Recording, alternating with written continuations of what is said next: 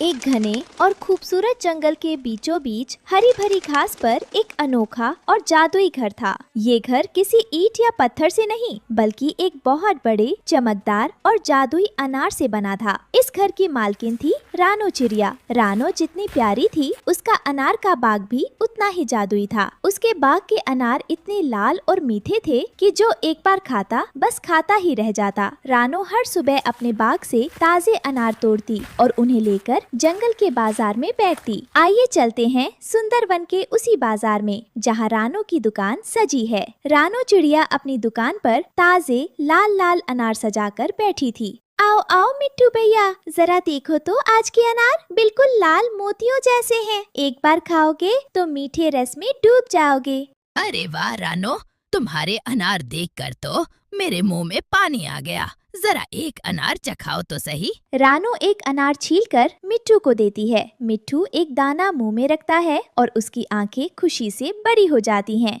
वाह गजब, ऐसा स्वाद तो पूरी दुनिया में कहीं नहीं है। रानो, तुम सच में जादुई हो और तुम्हारा ये अनार का घर भी जादुई है। मुझे 2 किलो अनार दे दो।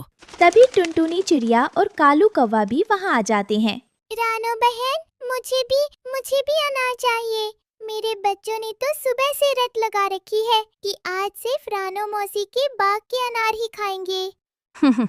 हाँ रानो, टुनटुनी ठीक कह रही है। लोग कहते हैं कि कौवे कड़वे होते हैं, पर तुम्हारे अनार खाकर तो मेरी बोली में भी मिठास आ गई है।